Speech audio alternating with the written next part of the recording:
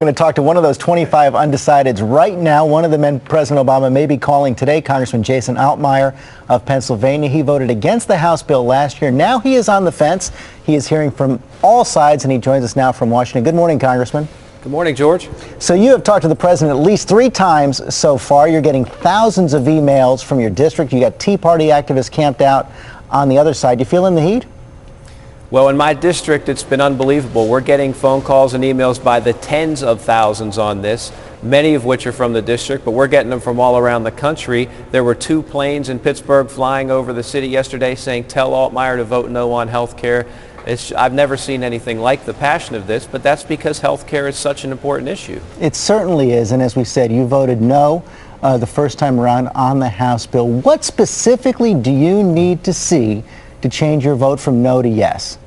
A couple of things. I need to see better cost containment than was in previous versions of the bill. That means bringing down the cost of health care for families and businesses and seniors, Medicare beneficiaries, people who have insurance now, but also bringing it down for the government. The long-term cost projections are simply unsustainable, as you know, and previous versions of the bill had costs actually increasing for the federal government over time. I can't vote for something like that this time. Well, the House bill was about, what, $950 billion. The Senate bill came in at about $875. What number do you need to see?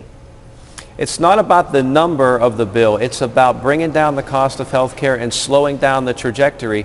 I can make anything achieve balance if you raise taxes high enough. I'm not interested in just moving money around and changing who pays. I want to see systemic reform, changes in our delivery system that are going to incentivize quality over quantity, because the insurance reforms in this bill are strong, the coverage provisions are strong, but the weak link, which you have to all do together, is delivery system reform. That's what I'm looking for. You've spoken to the president at least 3 times. Take us inside those meetings and phone calls. What's his pitch?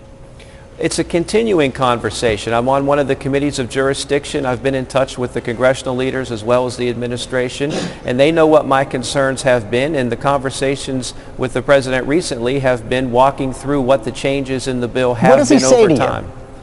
He says, look, you were concerned about cost containment in the initial version. You were concerned about the income tax increase, which is no longer in the bill. You were concerned about the employer mandate. That's no longer in the bill. And these are the reasons why he thinks that we're getting closer to getting a bill I can support. But he hasn't sold you yet. You know, yesterday when Congressman Kucinich announced that he was switching his vote from no to yes, he said that one of the factors guiding his vote was the fact that if this went down, it would cripple President Obama's presidency. How big a factor is that for you? I'm not worried about the political implications of this. This is too important to vote. It's the biggest social policy this Congress has taken up literally in 45 years. And I have 135,000 Medicare beneficiaries in my district. That's a big part of the calculation. I'm a representative. I'm focusing on what this is going to do to impact my district. You know, a lot of opponents of the bill say that if you vote yes, you're going to lose.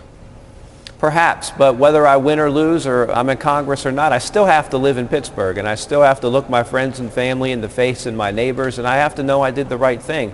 And that's what this is all about. There's nothing more important than doing the job I was elected to do, and that's representing my district. Okay, Congressman, it's Sunday afternoon. The vote's been called. The clock has run out. The Democrats are stuck at 215 yes votes. Speaker Pelosi comes up to you on the floor. The president gets you on the phone and says, it is all up to you. Can you imagine voting no under those circumstances? I'm not going to let myself get in that circumstance, because I think I have an obligation to both sides who are counting the votes to let them know where I am, and I will more than likely make a decision before the vote so everyone will know where I am. Okay, Congressman Altmire, good luck with your decision, and thanks for joining us this morning. Thank you, George.